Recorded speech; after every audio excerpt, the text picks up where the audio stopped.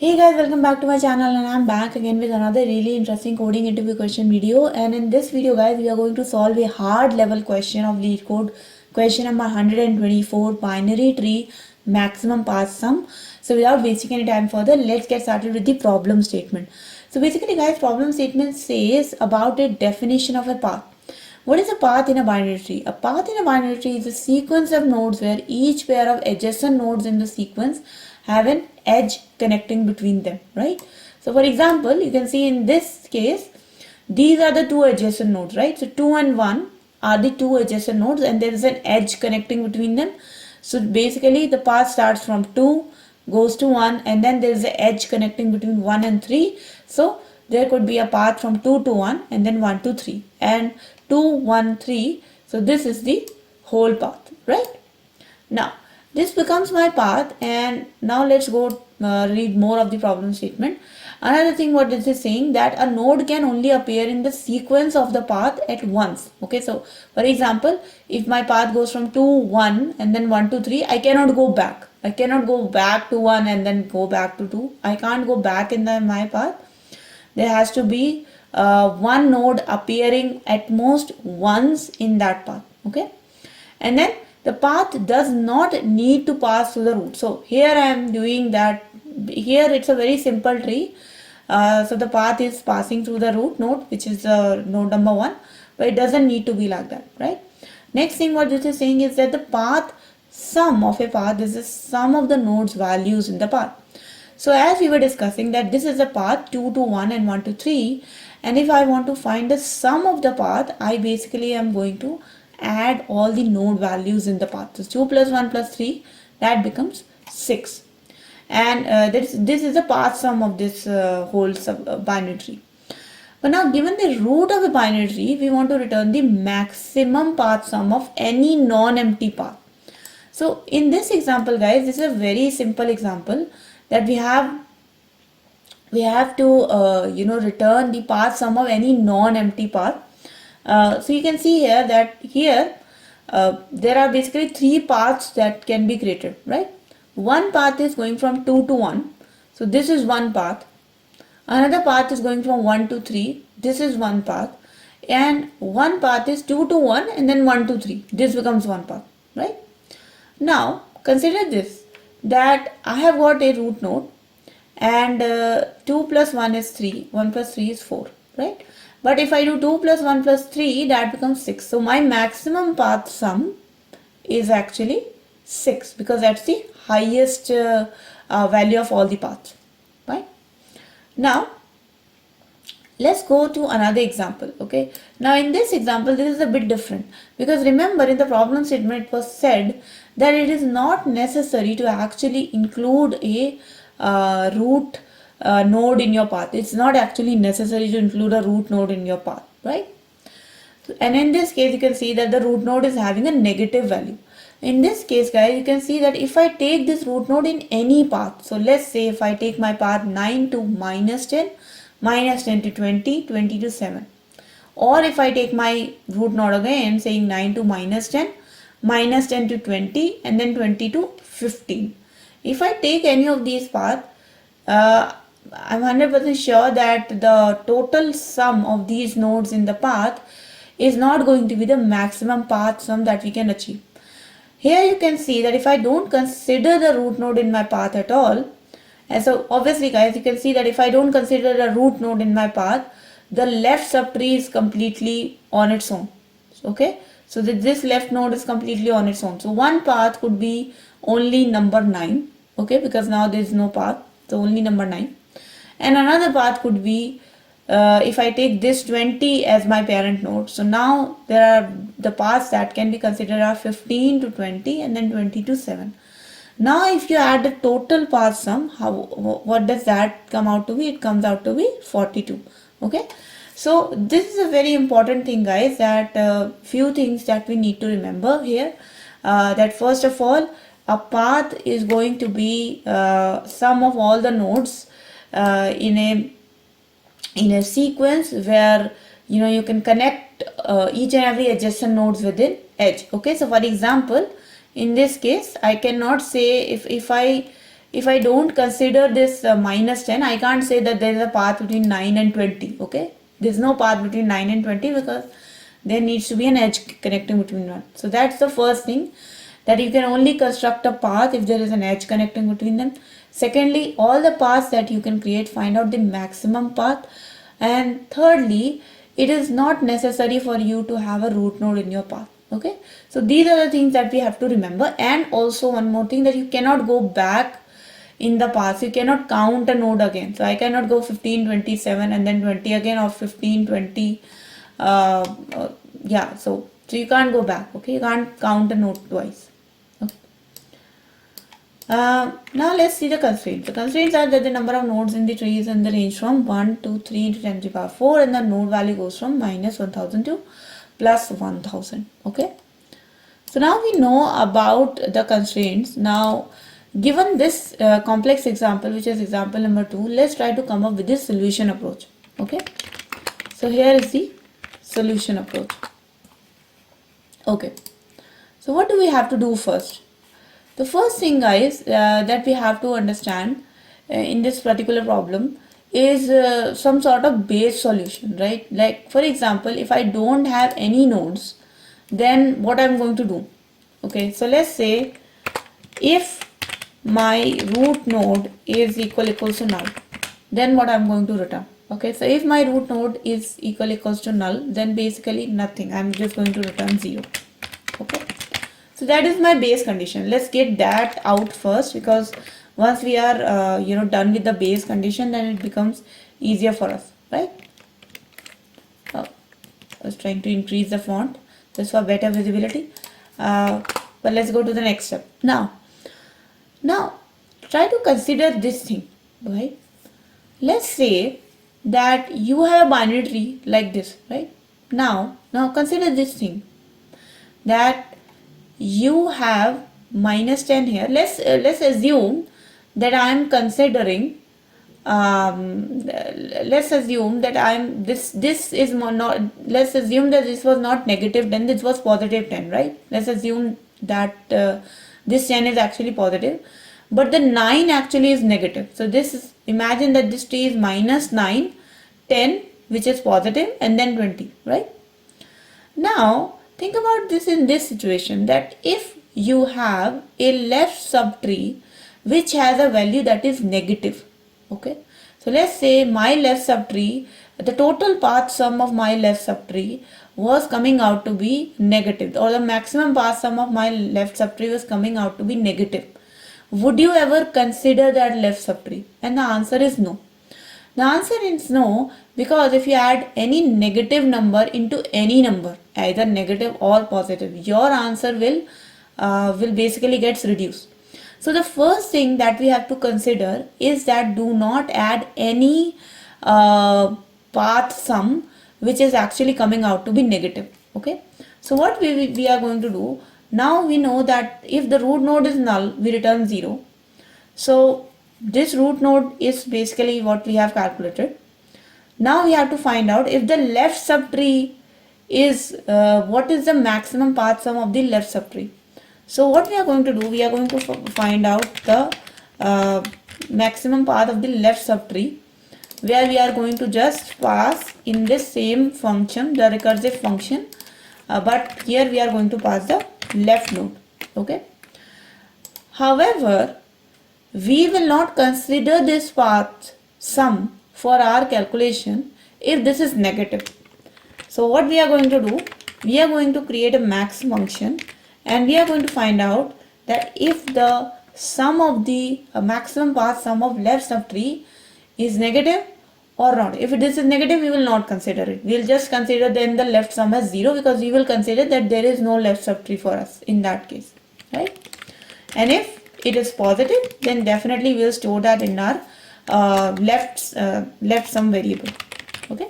Now for the same thing that we have discarded the left subtree, if it is negative, we will, for the same reason, we are going to discard the right subtree if right subtree is negative, right? So for example, here if this 20 was minus, right? If this 10 was positive but this 20 was negative, there was no point in taking this minus 20, because if you add minus 20 to any of the path, let's say if I add minus 20 to this path, it will also become negative. If I add minus 20 to 7, it will also become negative. So there is no point in taking the right subtree if the right subtree maximum path sum is negative, right? So in that case, we will just take that as 0, right? Now we have our left subtree maximum sum and we have our right subtree maximum sum. So now let's also take an example of a simple example here. Let's say I've got my left sum here, which is 2. I've got my right sum here, which is 3. So I've got individual paths of left and right. What I now have to do, I have to actually connect these together, right? Because individually left subtree and individually the right subtree is not going to work for us unless we actually connect them together in a path. Okay, so the path actually becomes equals to 2, 1 and 3. So you connect them to your parent, you take the left sum, you take the right sum, you add the parent value to it, and that will become your path, right? So now what is my total path sum? Let's say my total path sum will become actually equals to left sum, right sum plus the root dot value, right? So this is going to be my path sum, right? However, consider this situation that this is going to be a path sum depending upon your root node. So for example, if minus 10 is my root node, if minus 10 is my root node, my path sum will actually becomes equals to the left sum, the right sum, and in the right sum, obviously guys, we will take 20 and 15 because this will be our path. 9 minus 10, 20, 15, because if we go to 27, 20 and then 7, this will be smaller than 20 and 15, which is 35, right? So consider this, that now if minus 10 is my root node, my path sum is equals to 9 minus 10, 20 and then 15, okay? That is my path sum.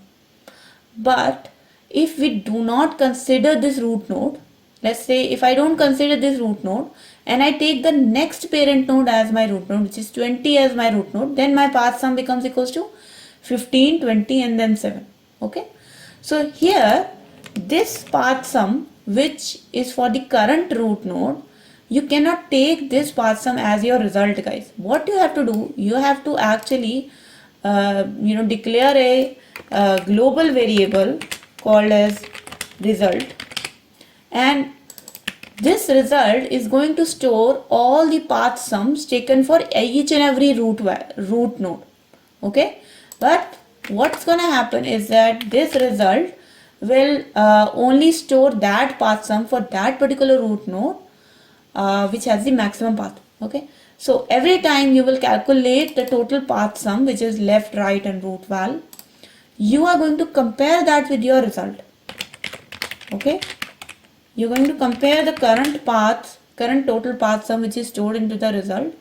If the result is higher, you will not change the result. If the result is lower, then we will simply replace the result with the current path sum, which is the path sum that is calculated for the given root node, this root node. Okay, now this root node could be at one point of time 20 and at one point of time it is going to be minus 10, right? But in the end, eventually this result, which is my global variable, is going to store the maximum path sum. And once you have that, then it's pretty simple, guys. You just return the result. Okay, now this is your result which you are going to return globally. But can you see that I am actually using this maximum path sum function recursively, right? So this is my global result that I am going to return eventually. But this maximum path sum, this particular recursive function, which is actually returning the path sum for a certain path. What is this function going to return, guys? So guys, for this function, actually what we are going to return is something like this. So this maximum path function for a particular root. So let's say my root node is 20. I am at the root node 20. From 20, I will find out a path. I'll find out a path that there are two paths for me from 20. Either I can go to 15 or I can go to 7. Now, if I go to 7, my path sum from 20 to 7 is 27. If I go from 20 to 15, my path sum becomes 35. Now let's say I want to take this path sum. I am not considering 20 as a root node. At this point of time, I don't know 20 should be my root node for the maximum path sum. Maybe we are taking this as a root node. So if you are taking this as a root node, which path sum are you going to add? 2015 or 27? 2015, right? So for my recursive function where I am returning the maximum path sum for my left subtree and for my right subtree, what I should actually return is my root node value, and depending upon the tree sums, I will add either the left subtree or I will add the right subtree, and I will return this particular value as my result, so that wherever this recursive function is being called, that recursive function's root node, which is in this case minus 10, should consider the maximum subtree's path sum and add that into its value. Okay. So for the recursive function, we are actually going to return my root value plus the maximum of either left sum or right sum. Okay. So now just to recap it, guys, that we have to design basically a recursive function, and that recursive function is going to make sure that if there is no root node, just return 0. If there is a root node, we are going to first calculate the maximum path sum of its left subtree, then the maximum path sum of its right subtree. Then what we are going to do, we are going to add the left subtree path sum, right subtree path sum, and the root value. So left, root, and then right subtree path sum, and compare it with the current value of the maximum path sum in the global variable result. If it is greater than result, nothing is okay. Just store that in my result now, update the result. If this is smaller than result, then no problem, keep the result as is. That is your main result, the maximum path sum that you are going to return. However, for the recursive function itself, which is actually calculating the maximum path sum from a particular root node, you will take the root value, you will only add it to the sum of that subtree which is maximum, right? So either add it to the left subtree sum or the right subtree sum. Why we are doing that? Again explaining that we are doing that because this recursive function is going to go back to the parent call of the root node which is above that, and for that particular root node you will only consider the subtree which is the maximum path. So either it will consider this branch or it will consider this branch depending on the maximum path. Okay, but this is how we are going to solve this problem. Okay guys, I guess that was a lot of theory for this question, but it is really important. Whenever you solve a hard level question, you need to understand the theory. So let me now just delete this dry run here, and let's jump to the coding part. Okay, so first thing first, what we are going to return, what we are going to create, we are going to create a result variable, and by default let's take it to integer dot min value, which is the minimum integer value in Java, right? What I am also going to do is I am going to create a recursive function, and I am going to call it maximum path sum node, and then I am going to pass here tree node and then call that as a node. So for every particular node, every particular parent node, it is going to pass the maximum path sum. Okay, now just going via my dry run, if node is equals to null, what's gonna happen? You simply return 0, right? This is what we decided. Now we are going to create two variables. One is left sum and one is right sum. What is left sum going to have? It is going to have the maximum sum of left subtree. So if left subtree is negative, we'll take it as 0. If left subtree is positive, we'll simply put that in our left sum variable. So node dot left, that becomes your left sum, and let me copy this and now just replace left with right, and that will become your right sum. Okay, so we have the sum of our left subtree and our right subtree. What are we going to do next? We are going to create a path sum variable. Actually, it's not really needed, but I will still create it for you, which is going to be left sum plus right sum plus node dot val.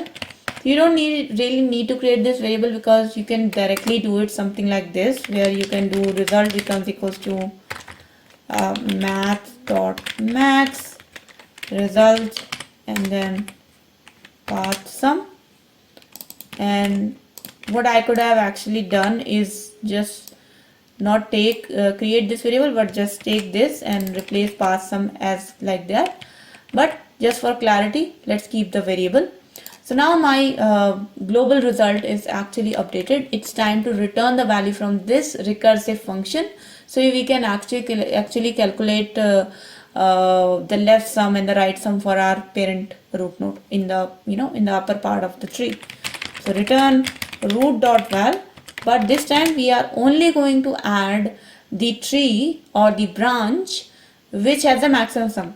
So how we are going to do that? We are going to use math.max left sum if the left branch is maximum, and then right sum if the right branch is maximum. Okay, now for my main function, it's pretty straightforward. What I'm going to do, I'm going to call this recursive function and I'm going to pass the root node into it, and finally when the entire thing is computed, I'm just going to return result. Okay, so let's run this code, guys. Let's see if this works for our test cases. Okay, I am having one small issue. This is not root.val, this is actually node.val. Okay, fix that. Let's run it again. And the cases are accepted, and hopefully it will accept all the other test cases as well. And there you go.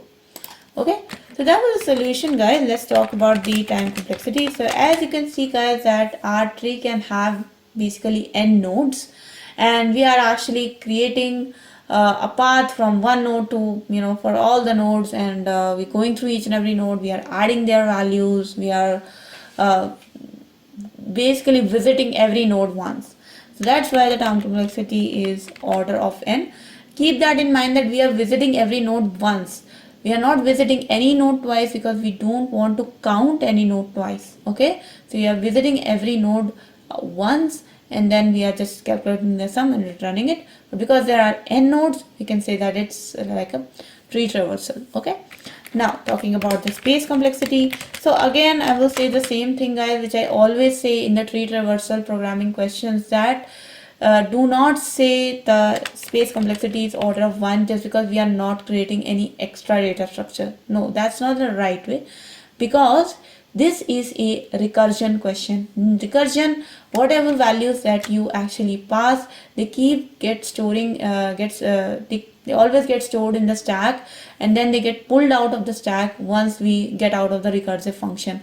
So in this case, we are calling recursion, and because there are n nodes and the recursion function is getting called like n times, we can definitely say that the space complexity is also order of n. Okay, so this is really important also, guys.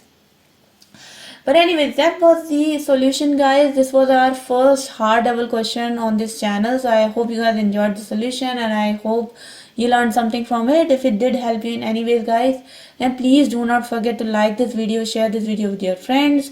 If you have any questions, comments, suggestions, feedback for me, please do write down in the comment section below. If you have not yet subscribed to my channel, then please guys, do subscribe and hit the bell icon for future notifications of more such programming and code related videos. I'll see you guys in the next video. Until then, take care and